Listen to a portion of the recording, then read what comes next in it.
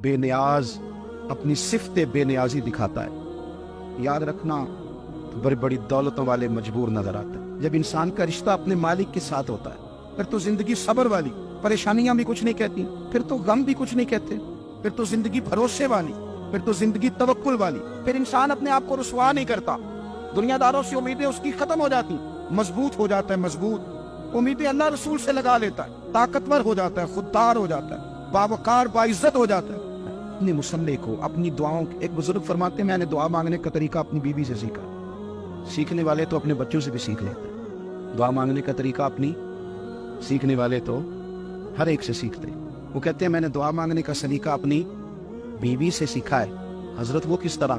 فرمانے لگے میری بیوی نے نا مجھے کوئی کام بتایا، کچھ پیسوں کی ضرورت کے لیے کہا، تو میں نے اسے کہا کہ بھئی ابھی میرے پاس نہیں ہے، کچھ دنوں میں آتے ہیں تو میں دے دوں گا۔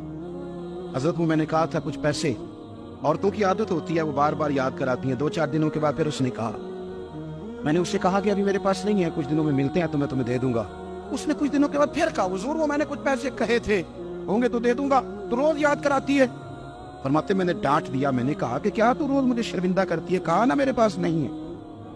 پھر میرے سخت جملوں نے اس کی آنکھوں میں آنسو پیدا کر دیے۔ فرماتے اس نے پہلے تو میری ڈانٹ کو سہا، پھر اس نے اپنے آنچل میں اپنے اس دکھ کو سمیٹا، اور پھر اس نے ایک جملہ کہا تو میں رو پڑا، اور مجھے اپنے رب سے مانگنے کا طریقہ آ گیا۔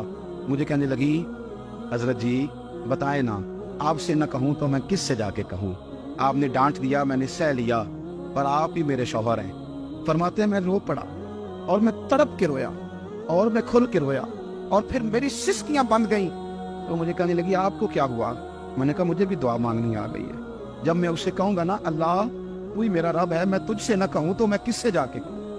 میں تیرے بندوں کا، نیک بندوں کا وسیلہ لے کے، تیرے محبوب کی غلامی لے کے تیری بارگاہ میں آیا، میں کیوں کسی بندے سے سوال کروں؟ میں کیوں کسی دنیا دار سے کہوں؟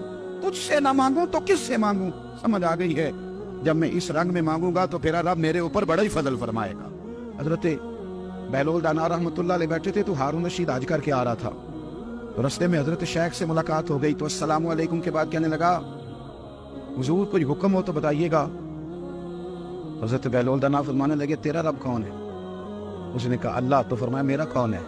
کہا اللہ۔ فرمانے لگے تو بڑا ہی بیوقوف ہے، اس نے اگر تجھے دیکھ کے آزمایا ہے تو ہو سکتا ہے مجھے نہ دیکھ کے آزما رہا ہو۔ تیرا بھی وہی رب ہے، میرا بھی وہی رب ہے۔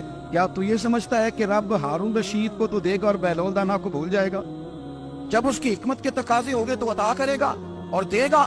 تو جا اپنا کام کر۔ ہم نے اپنے علم پر، اپنی شہرت پر اعتماد کرنا شروع کر دیا کہ میرے پاس فلاں چیز بہت ہے، میرے تعلقات بہت ہیں۔